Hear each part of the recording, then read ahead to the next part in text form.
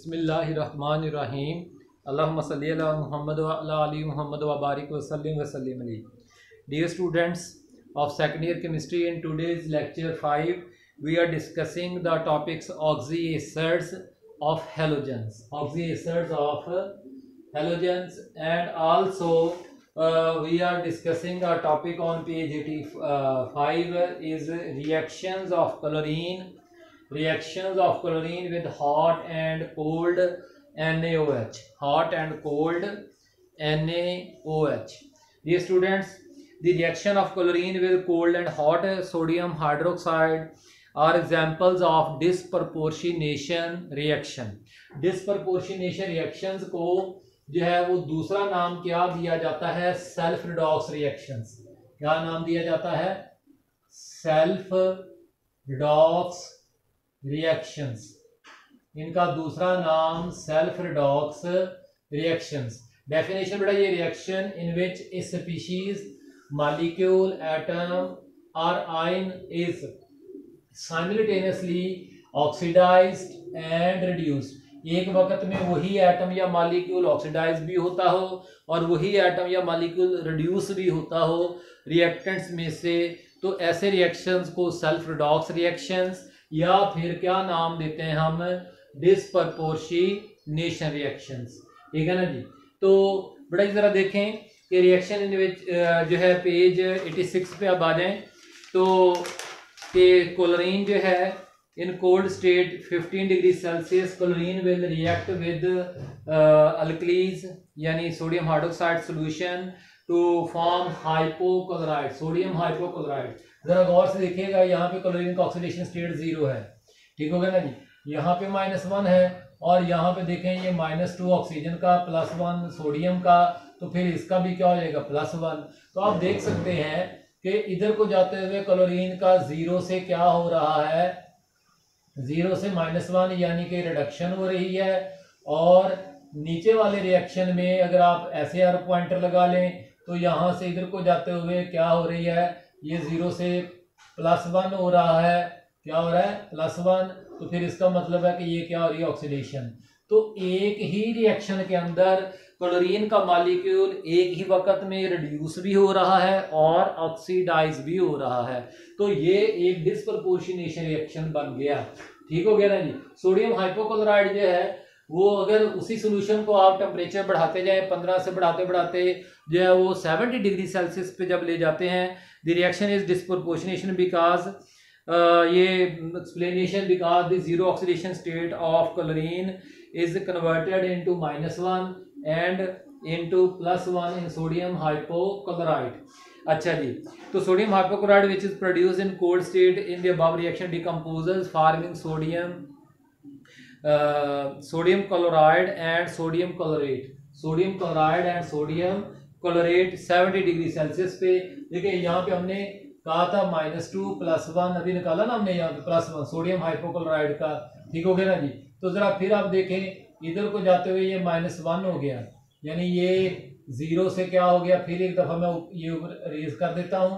अब ये हम पॉइंटर लगा लेते हैं ताकि हमें जरा समझ में आए बात। तो ये देखें फिर एक दफा ये +1 और ये -1, तो ये क्या हो गई? रिडक्शन। क्योंकि ऑक्सीडेशन स्टेट में कमी क्या होती है? Reduction, gain of electron. और इधर +1 से इसके अगर हम पॉइंटर्स लगाएं सोडियम क्लोरेट के साथ तो ये देखिए 3 × -2 +1 +5, तो +1 से क्या हो गया है? +5, तो ये क्या हो गई है? ऑक्सीडेशन। तो इस वक्त जो है वो सोडियम क्लोरेट में जो सोडियम हाइपोक्लोराइड के अंदर जो आयन है ना, उसकी क्या हो रही है? डिस्प्रपोर्शनेशन रिएक्शन, रिडक्शन भी हो रही है और ऑक्सीडेशन भी। तो अब अगर दोनों रिएक्शंस को हमने जो है वो इकट्ठा करना हो तो देखिए कि जो है वो 15 डिग्री सेल्सियस पे एक NaClO पैदा हो रहा है और 70 पे 3 इस्तेमाल हो रहे हैं। तो इसका मतलब है कि ऊपर वाले रिएक्शन को कितने से मल्टीप्लाई करने की जरूरत है? 3 में, ताकि दोनों का ओवरऑल बन जाए। तो 3 2s are 6 NaOH, 3 Cl2, 3 NaCl और 3NaClO sodium hypochloride plus 3H2O। नीचे वाला वैसे का वैसे 3NaClO आ गया, तो ये एक दूसरे से क्या हो जाएंगे, कैंसिल हो जाएंगे। तो बेटा जी 6NaOH ओवरऑल रिएक्शन हम बना रहे हैं प्लस 3Cl2, ठीक हो गया ना जी। 70 डिग्री सेल्सियस तक जाते जाते 15 से 70 डिग्री सेल्सियस तक 3 और 2 5 NaCl 3 जमा 2 5 NaCl 5 में ये क्या आ जाएगा NaClO3 सोडियम क्लोराइड जो है और प्लस 3H2O। तो इस तरह से ये एक ओवरऑल डिस्प्रपोर्शनेशन रिएक्शन बन जाता है। तो अब पढ़ाई शुरू करते हैं ऑक्सी एसिड्स ऑफ हैलोजेंस।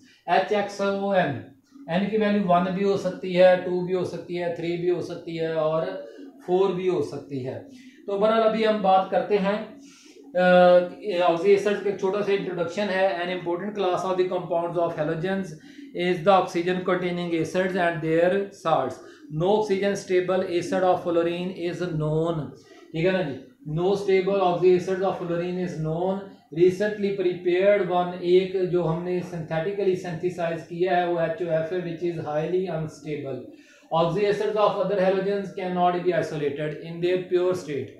मतलब चले फ्लोरीन का तो नहीं बन सकते, लेकिन जो है वो क्लोरीन, ब्रोमीन के और आयोडीन के जो ऑक्सी एसिड्स जो है वो होते हैं, लेकिन वो प्योर फॉर्म में आइसोलेट नहीं किए जा सकते। They are stable in their aqua solution of their salts, यानी उनके साल्ट्स होते हैं, साल्ट को पानी में डिजोल्व करके एक्वा सोल्यूशन की सूरत में उनको रखा जाता है। तो अब बेटा जी nomenclature for oxy acids of halogens, इनके जो नाम देने का तरीकाकार है ना जी, वो किसके ऊपर है, वो based on oxidation state of halogen.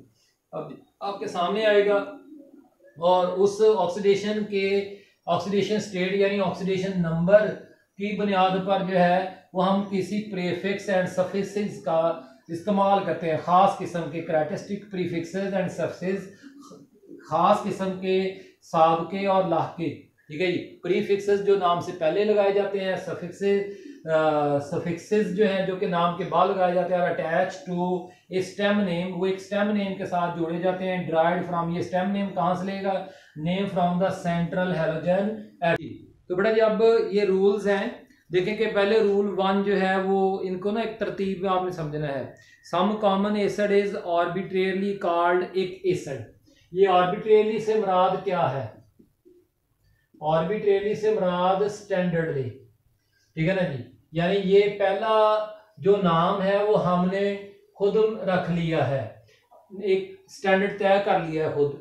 वो क्या किया है, कॉल्ड द एक एसिड, ठीक है ना जी। हम ऐसे को क्या कहेंगे, एक एसिड। ये बड़ा ये जो खाली जगह नजर आ रही है ना आपको, ये हैलोजन के नाम के लिए आएगी। जो भी सेंट्रल हैलोजन होगा उसके नाम के आएगी। जैसे आप दे सकते हैं हैलोजेंस कौन है, एक्स हैलोजेंस को हम एक्स से रिप्रेजेंट करते हैं, क्लोरीन, ब्रोमीन, आयोडीन। तो यहाँ पे एक्स की जगह पे क्लोरीन भी आ सकता है, ब्रोमीन भी आ सकता है, आयोडीन भी आ सकता है, ठीक हो गया ना जी। तो अगर क्लोरीन आएगा तो क्लोर, ब्रोमीन आएगा तो ब्रोम, आयोडीन आएगा तो आयोड, ठीक हो गया ना जी, इस तरह से।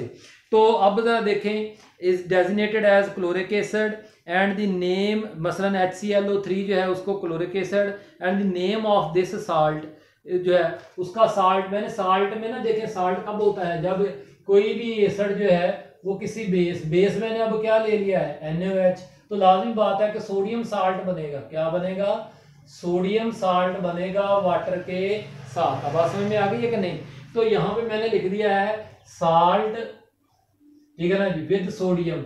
तो देखिए H निकल गया, उसकी जगह पे Na लग गया, NaXO3, इस तरह से। तो इनका हमने कहना है, अगर आप यहाँ पे थोड़ी सी मेहनत कर लेना तो आपको बड़े आराम से समझ आ जाएगा कि एक ऑक्सीजन का ऑक्सीडेशन स्टेट होता है माइनस, तो 3 का कितना हो जाएगा 3 × -2। हाइड्रोजन का ऑक्सीडेशन स्टेट हमेशा +1, तो -6 × 1, तो -6 को 0 करने के लिए, क्योंकि sum of oxidation state is equal to 1, तो यहाँ पे ऑक्सीडेशन स्टेट क्या होना चाहिए, sorry, sum of oxidation state of all elements is equal to 0। किसी भी कंपाउंड में पाए जाने वाले तमाम एलिमेंट के ऑक्सीडेशन स्टेट का मजमूआ किसके बराबर होना चाहिए, 0 के बराबर होना चाहिए। तो अगर मुझे इसका नहीं पता था, -3, एक ऑक्सीजन का -2, 3 का कितना हो जाएगा -6, एक आड़ी का +1, तो मुझे यहाँ पे क्या लगाना है +5, तभी 0 होगा। तो इस तरह से मैंने निकाल लिया। अब हमें पता चल गया कि हेलोजन का ऑक्सीडेशन स्टेट क्या, ऑक्सीडेशन स्टेट ऑफ हेलोजन क्या है, +5। ठीक हो गया ना जी।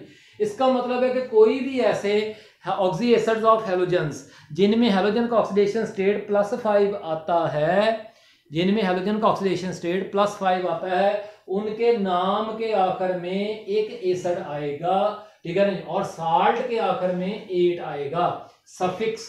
ये क्या है, ये सफिक्स है। ठीक हो गया ना जी। ये क्या है, इस्तेमाल हुए हैं सफिक्स। ये इस तरह से मैं इसको डबल डैश कर देता हूं ताकि आपको जरा आसानी समझ आ जाए। तो अब जरा कुछ एग्जांपल देखें। अभी आपने एक पढ़ी थी HClO3, तो फिर इसका नाम क्या होगा, क्लोरिक एसिड, सी क्लोरिक एसिड। इसका नाम क्या होगा, HbRO3, ब्रोमिक एसिड। अब दोनों में जरा कॉमन देखिए क्या है, एक एसिड कॉमन है, क्यों, क्योंकि वो सफिक्स है। समझ आ गई बात कि नहीं। इस तरह से यहाँ पे आप साल्ट ले लेते हैं NaClO3, तो भाई नाम क्या हो जाएगा, सोडियम क्लोरेट। ठीक है जी। आप साल्ट ले लेते हैं NaIO3, ठीक है जी, सोडियम आयोडेट। तो ये आप देख सकते हैं कि दोनों के आखिर के नाम में क्या आया है, 8 क्यों आया है, क्योंकि ऑक्सीडेशन स्टेट +5 है। रूल नंबर 2 बेटा जी, an acid whose parent atom यानी central atom has an oxidation state next lower than एक एसिड।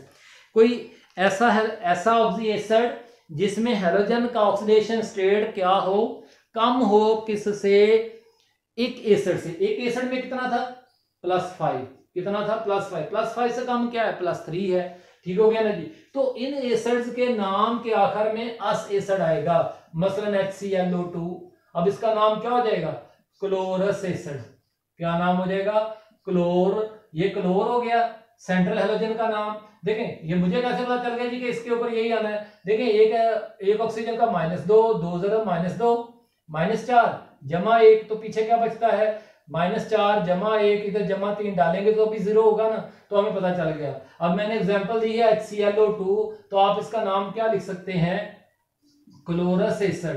क्या नाम लिख सकते हैं, क्लोरस एसिड। ये सफिक्स आ गया। ठीक हो गया ना जी। आप कहते हैं सर H, मसलन टेबल में से ले लेते हैं जो है वो टेबल में, तो भाई O2 वाला सिर्फ क्लोरीन ही है। चलें हम अपनी तरह से डाल लेते हैं, HiO2 ले लेते हैं, HiO2। तो इसका नाम क्या हो जाएगा, आयोडी, आयोडीन से आगे OUS एसिड, आयोडस एसिड। ठीक हो गया ना जी। इस तरह से मसलन आप ले लेते हैं जी KbRO2, तो नाम अब क्या हो जाएगा, मैंने देखें सोडियम की जगह पोटाशियम ले लिया, पोटाशियम ब्रो। अब नाम के आखिर में क्या ना, साल्ट है ना जी, आइट। तो इस तरह से बेटा जी आप इनके नाम दे सकते हैं। अब रूल नंबर 3 पढ़ें।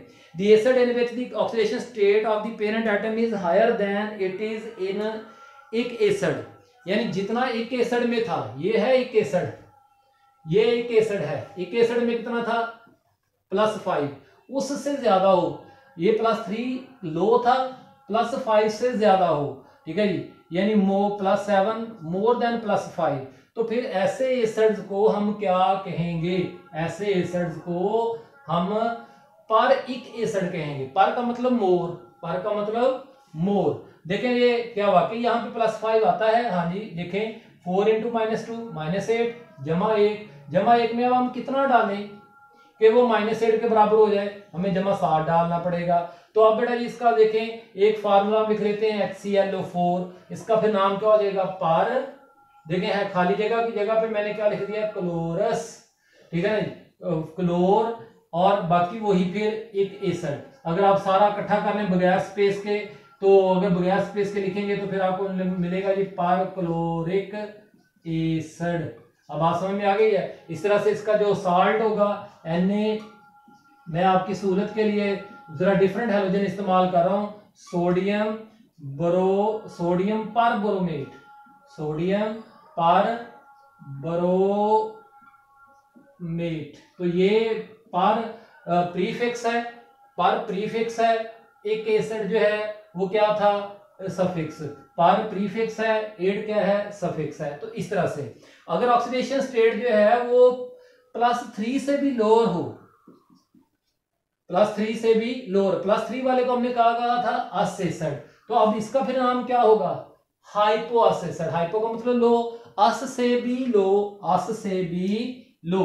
तो ये सॉरी मुझे ऐसे करना था कि अगर एक 5 से ज्यादा होगा तो पर एक एसिड, और +3 से तो होगा तो फिर +1। तो ये बड़ा ही देखें जरा, -2 ठीक हो गया जी, +1 तो +1। तो एक एग्जांपल HCl लो, तो अब इसका नाम क्या हो जाएगा, हाइपोक्लोरस एसिड। ये सारा तो कुछ पहले से ही तय है, ठीक है, हमें सिर्फ सेंट्रल हैलोजन का नाम लिखना है। अभी आज हमने क्या के हटे हैं, NaClO, sodium hypochloride, sodium hypochloride. तो ये बड़ा जी इस तरह से इसका तरीकाकार है। तो रूल नंबर 5 बेटा जी पेज 87 पे, इसको जरा देखें गौर से। रूल नंबर 5 में the root name of the acid और the salt indicates the parent name. ये जो खाली जगह में, ये जो खाली जगह है यहाँ पे, इसको रूट नेम आना है, क्या आना है, रूट नेम आना है। वो रूट नेम हैलोजन से लेना है, मैंने अभी आपके सामने किया है। क्लोरीन से क्लोर लिया है, ब्रोमीन से ब्रोम लिया है, आयोडीन से आयोड लिया है, ठीक हो गया जी, वगैरह वगैरह। तो बेटा जी अब जो है वो छोटा सा काम है। It is evident from the given formulae of the oxo acid that halogen serve as a central atom to which more oxygen atoms are covalently bonded. These bonds are polar in character due to electronegative difference between halogen and oxygen. यहां से बेटा जब आपके एक अगला topic शुरू होता है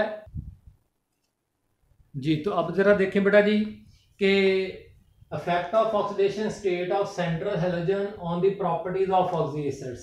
बेटा ये टेबल के नीचे जो पैराग्राफ है ना 87 पेज पे, उसके उस पैराग्राफ से नीचे वाले से शुरू हो रहा है। The increase in oxidation state of halogen from +1 to +7 is accompanied by, मिल गई ये लाइंस, ठीक है ना जी। जैसे जैसे किसी भी ऑक्सिक एसिड के अंदर जो है वो ऑक्सीजन की तादाद बढ़ती है, वैसे वैसे आप देखते हैं कि हैलोजन का ऑक्सीडेशन स्टेट भी बढ़ रहा है, ठीक है ना जी। +1 से +7 तो ऑक्सिक एसिड की थर्मल स्टेबिलिटी इंक्रीज करती है, ऑक्सीडाइजिंग पावर जो है वो डिक्रीज करती जाती है, एसिडिक स्ट्रेंथ इंक्रीज करती जाती है। The more number of oxygen atoms in the series of oxygen oxo acids of a halogen greater is the thermal stability, यानी HXO4 जो है वो ज्यादा थर्मली स्टेबल होगा, ये आसानी से डिकम्पोज नहीं होगा गर्म करने से एज कंपेयर टू जो है वो HXO के मुकाबले में। अच्छा जी, acidic strength increases with increase in number of oxygen atoms as the oxidation state. Reason क्या है, as the oxidation state of halogen increases bonding electrons are shifted away from hydrogen, क्योंकि फिर जो हैलोजन के ऊपर ज्यादा पॉजिटिव चार्ज आ जाएगा तो बॉन्डिंग इलेक्ट्रॉन है वो हाइड्रोजन की बजाय हैलोजन की तरफ जो है वो शिफ्ट होना शुरू हो जाएंगे। Tendency of the molecule to lose a proton increases, तो प्रोटॉन बनने की सलाहियत जो है वो बढ़ती जाएगी। This accounts for, this is responsible for the change of strength of oxo acids. तो oxo acids of halogen show the strength in the order given below. HXO4 जो है वो ज्यादा, जैसे हम क्या कहते हैं पर क्लोरिक एसिड, इसे क्या कहते हैं सिर्फ एक एसिड, और इसे क्या कहते होते हैं हम जो है वो अस एसिड, और इसे हम क्या कहते होते हैं हाइपो अस एसिड, ठीक हो गया ना जी। तो इस तरह से इनकी एसिडिक स्ट्रेंथ है। बेटा जी अगला जो पैराग्राफ है ऑर्डर के नीचे वाला, उसका हेडिंग आप क्या बनाएंगे, strength of oxo acids also depend upon nature of halogen. किसके ऊपर आल्सो डिपेंड करती है, नेचर ऑफ हैलोजन, सिर्फ ऑक्सीडेशन स्टेट पे ही नहीं। मसलन जो है वो आप देखें जरा इन दो एग्जांपल्स को देखें, ये एग्जांपल 1 है और ये एग्जांपल 2 है, ठीक हो गया ना जी। एग्जांपल 1 को देखें, HClO4 HbRO4 HiO4, सब ऑक्सीडेशन स्टेट +7 +7 +7 ही है, क्योंकि सबके पास 4 ऑक्सीजन है, ठीक है ना जी। तो इनमें जो है वो ये HClO4 जिसे हम पर क्लोरिक एसिड कहते हैं, ये ज्यादा स्ट्रॉन्गर होगा पर आयोडिक एसिड के मुकाबले में, ठीक हो गया ना जी। और जिसे हम ये इन सभी में +1 +1 ठीक हो गया ना जी, क्योंकि ऑक्सीजन का -2 होना है ना, इसलिए फिर ये चक्कर है -2 और +1। अब ये इसे हम कहते हैं हाइपोक्लोरस एसिड, हाइपोब्रोमस एसिड, हाइपोआयोडस एसिड। तो इसमें ये ज्यादा स्ट्रॉन्गर होगा, क्योंकि इसकी क्या रीजन है, ड्यू टू डिक्रीज इन जैसे जैसे आप डाउन द ग्रुप जाएंगे जो हैलोजेंस हैं उनकी इलेक्ट्रोनेगेटिविटी भी कम होती जाएगी और उनका साइज भी बढ़ता जाएगा due to decrease in electronegativity of halogens and increase in size of halogens. तो ये बड़ा ये आज का लेक्चर है। कोई भी सवाल हो व्हाट्सएप पूछें। अल्लाह ताला हम सबका आमीन नासर हो। आमीन। शुक्रिया।